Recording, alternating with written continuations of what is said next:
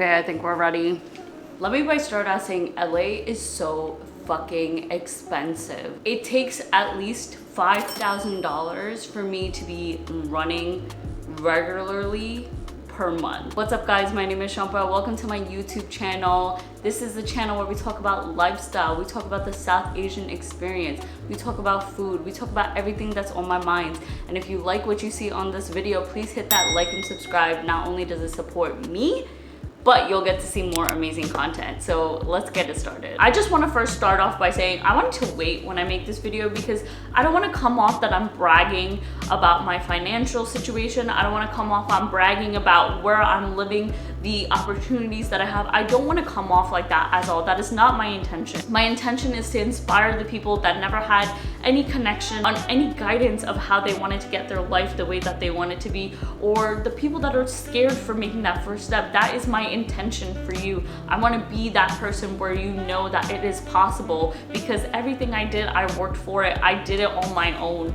So that I just don't want to come off being like, okay, this is this girl who's in this situation, blah blah blah, she doesn't understand, blah blah blah. Like, no, I worked for everything that I did, and I want you to know, regardless of what people are saying about you, regardless of what your parents think about you, it is possible. Ultimately, I just want to say, I think every South Asian girl that comes from a close-knit family, a conservative community, should live and experience moving out and living by themselves.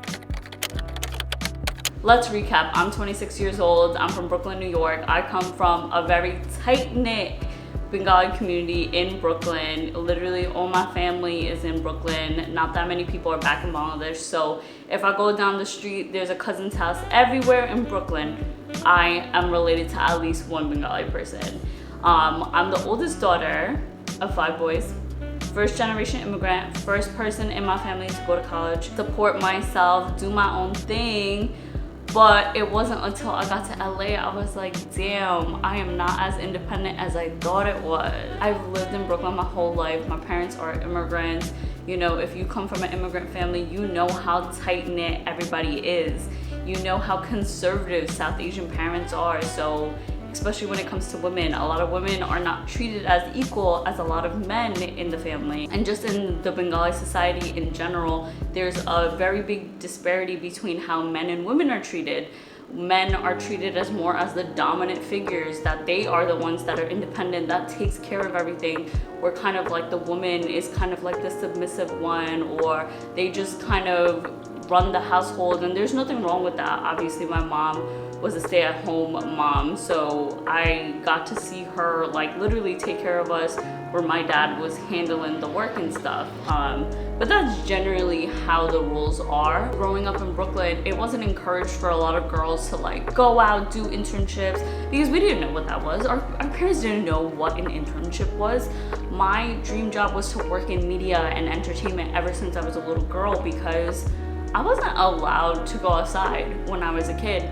So literally all the stuff I ever did was either cooking, which you should follow my TikTok and Instagram because I put amazing recipes out there, and watching TV, watching pop culture. Those were the only things I had going on in my life. And I was like, I want to be that. I want to do that. So I had no idea how I was going to make this happen. I did not have any connections in the industry. I did not know anyone. It wasn't until college I did my first internship, and in order to be part of the internship, it was for people of color. The internship program helps people of color get into internships within media and entertainment. I got into it. The only way I could officially go is if I had to go to their retreat in Maryland, and before that, my mom did not let me go anywhere. I never got to go like the high school senior trip. I never got to go on like any overnight stuff. Like I literally wasn't allowed, and I'd always be so upset about it because I felt like everybody else got to go, but like, you know, I wasn't allowed. So the only way I was able to literally change my life is if I begged, I pleaded to go to Maryland. That was the start of everything. Like, I'm not even playing with you. That was the start of everything. After just like back and forth with my mom saying like, I need to go, this is gonna help my life, it's gonna change my career, it's gonna lead me to success, she finally agreed. I went to the retreat, and then everything from there was like one after the other. One opportunity helped with the other opportunity. Like literally, I've worked at so many of the biggest entertainment and media companies in this country, in the world, that like this is because of all those experiences, because sorry, I'm getting emotional. It always makes me emotional talking about this because never in my life did I think I was going to be here. Like when I was 10, I'm gonna live in LA. I'm gonna do what I wanna do, regardless of who says anything. Jeez, God, South Asian women are so emotional. This is what happens when we're denied everything and then we're like, what the fuck is actually happening? Okay, don't mind me, I'll be fine. But yes, I get emotional about this stuff because I feel like anyone can do this. I just know how strict South Asian parents are, and the expectations of women that are just on a whole nother level. Like if you are Asian, you know it's a thing that our parents are like, education is number one. But then with South Asian parents, it's like, okay, education is number one, make me proud, but like, don't do anything to make the whole community against us or look down at us. So for years, I had to like do what I wanted, even when my parents were upset with me, just to be where I am right now. Oh my goodness. I did not think I was gonna cry. First of all, this wasn't even in the original plan of what I was talking about. Like, the fact that I'm here by myself crying. Oh my goodness. One thing about me is I'm very confident, I'm very straightforward, but oh my God, I cry like every day. I am the type of person where I need like a hard 5-minute cry and then I'm good. In August, I was working at Instagram. I was chilling. I was working from home. This was my first remote job. I was working with stuff that I really liked, ideas. I really loved my team. It was just a great balance of where my life was. And then I got an email on LinkedIn, and it was someone from China reaching out to me if I would be interested in working with the company that owns TikTok, ByteDance. I was like very hesitant because they told me it was in LA, but I was like kind of just like, okay, it doesn't hurt to just like talk to them, right? So I'm talking to them, I'm setting up interviews throughout the weeks. Mind you, I'm still kind of just like, okay, la-di-da-di-da. Nothing is, I'm not gonna say yes, you know, I'm not gonna say yes. And this was the time where I was getting very serious with my boyfriend, and then we were planning on getting married. So we were in the phases where our families were going to meet, and you know, for South Asian parents, especially Muslim parents, once the families meet, it is 1, 2, 3, time to get married. So we had our families meet. I'm like interviewing throughout this process. And to be honest, I'm getting more interested. I'm getting more interested in the role. But I'm like, damn, it's in LA. But also, I've never gone away to school. I never really did anything work-wise outside of New York. I've always stayed in New York. I never lived anywhere else. All I knew was New York City. And I felt like eventually to become a very well-rounded person, I need to leave home. I envisioned myself, okay, I was gonna leave home as in moving out with my husband, my fiance. We were gonna move out and then grow from there. As the interviews were going on, they told me the salary. Then it got me enticed. I was like, damn, this was 3 times what I was making at Instagram. Like, no joke, 3 times more. Little did I know, California takes a lot more taxes off than New York. So I didn't know that part. Then the last interview came, I got the job offer. I was very hesitant. I was like, oh my God, am I really gonna do this? I don't know anyone in LA. All my family, all my friends, everybody in my life is here in New York City. So why would I leave? My fiance, my second half is here. Why would I wanna leave? And then I thought to myself, bitch, if you get married, your ass is stuck here. Not like my fiance is the type to like hold me down. Definitely not. It's not that type of relationship. Like if he works in IT, so I knew if he had to move, I was gonna 100% go with him. It wasn't like, okay, we were just like tied down and he wanted to tie me down. I asked him straight up. He was very supportive of it. He said, wherever you go, I go. I was like, bet. I was talking about it with my mom. I mentioned it. I didn't tell her I got it. I mentioned it. She didn't like take it well. Well, I told my fiance first. He was hella hype. Then I told my dad. Dad was surprisingly so supportive. It's not like my dad also ever held me back, but he also had standards. Like I never wanted to disappoint my dad. Very chill. Like if you know my dad, you know he's very chill. Also, I'm his only daughter. I love my dad.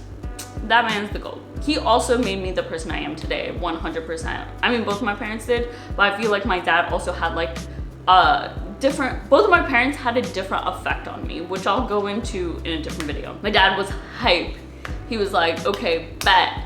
My mom, on the other hand, she was not happy. She was really upset. My mom was upset. She was like, how are you leaving? All this stuff, like you're literally about to get married. Like I said, nothing was solidified yet with the marriage though. Once I accepted, eventually she was like, okay, yes. Like they understood how much of a big opportunity this was for me. I always wanted to manage a team in media or entertainment, and I felt like the job that I have right now is going to lead me into that direction.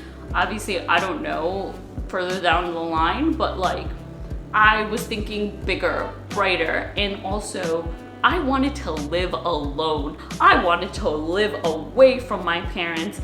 I wanted to live away from the Bengali community, the toxicity, the shit talking. I wanted it to be, obviously I was gonna miss my friends like crazy, but I wanted to do this for myself because I knew when I got married, I was just gonna be in New York City for the rest of my life unless he actually made the move, because I was gonna be comfortable and I didn't wanna put myself in that position. I didn't wanna be comfortable with what I had. I wanted to be challenged. That's exactly what I did.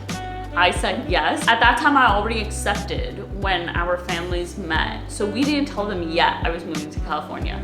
It wasn't until like a few days later, my fiance broke the news. My parents also broke the news to them that I will be moving. So once they heard that, they were like, bet, you're gonna get engaged right now. So my fiance is Pakistani, I'm Bengali. Alhamdulillah, we did not have to deal with any of the like negative aura that you hear a lot between Bengalis and Pakistanis. Everything was so beautiful. There was a mutual respect with both families. They loved me. They thought I was beautiful. They kept saying mashallah. My parents loved my fiance. And then a week later, me, my brother, and my dad, we flew out to LA. We went to go look at a bunch of apartments. We saw so many. The first one that I saw was the first one I immediately knew deep down I wanted, which was this apartment that I'm living in right now. And let me tell you, in a different story, I'm gonna tell you all the craziness of getting this apartment that I never had to deal with in my life. But also, just as someone who's never rented, never lived outside of New York City before, I didn't know a lot of the legal aspects of the stuff here. I didn't want to live in downtown LA. I wanted to live a little bit on the outskirts because I had enough of the city life. I wanted something different. I wanted something slower in pace. I wanted something more chill, which has a lot of cons to it coming from a city girl. We did the engagement. We did the bakpaki, aka deka deki, with both of our families. We got engaged. In our culture, you can get engaged with a ring, but you can also get engaged with gold bangles. I got engaged with my gold bangles. And then later in the week, my friends threw me a going away party. Oh my God, that was so sad. I cried then too. It was just so amazing. Like, I love my friends so much. It was like all my closest friends in one room. Oh, it was so crazy. And then I actually moved. Now I moved. There's a whole bunch of wedding planning. There is so much. Okay, I decided the wrong phase of my life to move, guys. Like, oh my God, if my life can be as chaotic as I want it to be, I clearly made it that way. For all the other chaotic parts of my life that's going on right now, we're gonna talk about it in a separate video, but let's get down to the meat of this video. How I afford this luxury apartment. Okay, let's talk about this apartment. I knew because I was moving in from New York City. I never lived by myself. So the criteria for me was in-house, in-apartment washer dryer, dishwasher, parking, because in LA you need to drive, and oh my god, I hate the fact that I need to drive, but whatever. Parking. I wanted to find something close to my office, and what else? Oh, high security, because I'm paranoid, because I never lived anywhere by myself, and I knew I was gonna have to take the L. If my fiance moves in with me, I would not be paying this much rent. So how much do I pay for rent? I pay $3,200, like $3,230 if I'm being more accurate, for my 1-bedroom apartment. Like I said, it has in washer dryer, it has parking, it has my dishwasher. You're also paying for a lot of the amenities here as well. Like I said, this place is very high security. You cannot go on any floor without a key fob. You cannot get anywhere without a key fob. There's always a 24-hour concierge front desk person. Like, everything is gated, everything is locked. It is high security. Like, if you are a person who's new to the building, they will like get your name down, everything. I mean, obviously in general they would, but like they would escort you personally to that person's door. There's also a 24-hour gym, which is actually really dope. Like, the gym here is a lot. The gym here is mad nice. There's also fitness classes. It's a luxury apartment, okay? So it's gonna be expensive. So like I said, I knew I was gonna take the L because I was just so paranoid. I was so scared. I didn't wanna live anywhere I didn't feel safe. And I looked at so many different price ranges, and because with my salary, I paid $160 to $180 per year. So I knew I can afford something a little bit more luxurious, a little bit more high security, because I was genuinely really scared of living by myself, and I didn't want to live in an area unknown. And honestly, like, I know $3,200 is so much money. Like, people will have a heart attack when you hear that number. But at the end of the day, I needed to feel safe. I needed to think about myself. My parents also knew that was a crazy price, but because they're also so paranoid of sending me away to live by myself, it was just one of those things. Like, if I can afford it to keep my life in check and keep my safety, be comfortable where I live, then I'm going to pay that price. Also, my packages, everything comes in like a high-tech type of way. Like, if a package comes, there is like a locker system. I have to sign for it. No, I never have to worry about someone stealing my packages. If I'm getting gifts or I'm doing collabs with brands, I never have to worry about, okay, where could it be if I was living in a regular apartment, you know? It is so high security here. Such a beautiful apartment as well. Like I said, I want to be living something where I'm being comfortable, but it is expensive. It's so expensive because my rent does not include any utilities. I also pay for gas, electric, water, sewage, my car. I bought my own car for the first time, with it being financed, with my internet, with my cell phone. So basically, it takes me about $5,000 per month to be living in LA comfortably as I am. Everything you see in my apartment, I bought with my own money. Everything I bought. My parents, when they helped me come and move, they helped me buy like the little stuff, like, you know, they helped me buy like the halal meats, the groceries to get me started. They also bought me like the dish potware set, like a new set. I did bring a lot of my baking stuff from New York because I wanted to save money, and I brought in a moving company.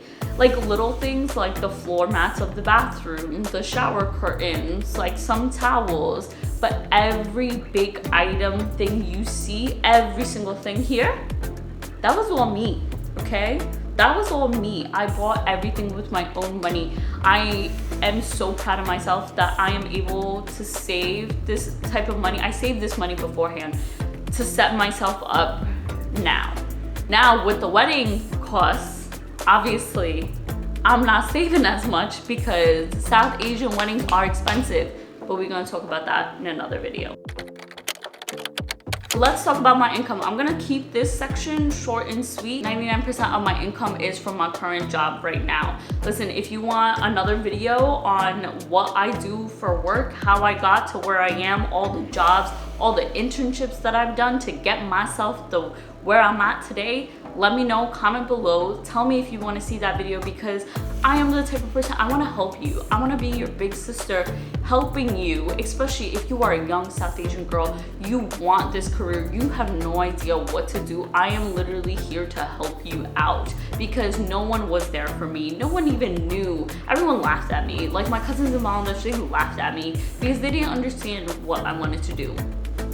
So even though my job is majority of my income, I do also make some type of income with my content creation. It is not a lot, okay? Being a brown content creator, I don't have that many followers in the first place. I am a micro influencer, so it's not like I make a lot of money. Like from brand deals, it fluctuates. I get anywhere from 300 to 600 per month, but there are months where I get zero income, and like TikTok pays you cents, as you know.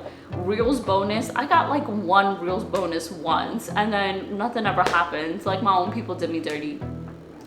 Pinterest, I was making a good amount of money from Pinterest, and then they stopped paying their creators with their thing that they were doing. So that's out the door. And YouTube, I make $0. I make $0 from YouTube. There is no income from YouTube. So the content creation, I love making content. I always made content, but I just never took it seriously until almost 2 years ago. So most of my income is from my job, because how else is your girl supposed to live here? Where else I would have lived back in New York City if this wasn't working out, okay? But that is me being super honest with you. I'm not gonna lie and say like, oh, I'm doing a million things, but that does not mean that you shouldn't think content creation does not take my time. Bro, I have no life here, okay?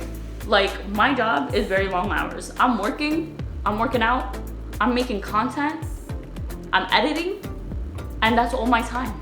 That's all my time. I'm barely hanging out with people. I just started hanging out with people, okay? So like, this stuff takes a lot of time. And now because of like my wedding stuff that's going on, I'm getting married in exactly a month from now. There's a lot that's going on. A lot of my time is definitely gonna be used. We're gonna talk about my wedding in a different video. There is so many videos that are coming out because now I'm finally settled here. All right, so I feel like this video was like a very big mishmash of a lot of different things that's going on in my life, but I hope this made sense. I hope this video gave you more insight of if you are considering on moving out, if you are a South Asian girl that lives in a conservative community, that like what is possible life outside of it, that you can even balance like the both of them, because that's my life right now. I'm balancing both of them, and I feel like when I get married, things are gonna be a little bit more crazy. So yeah, guys, I know this was a lot. This was a very big video. I wanted to wait when I was ready. That is the end of my video. Please like, comment if you have any questions, if you need any advice. I am here for you. I'm excited. Welcome back to my YouTube journey. My name is Shompa. Make sure you hit that like and subscribe button and follow me on all my social media platforms at Shomps. I'll see you guys next week.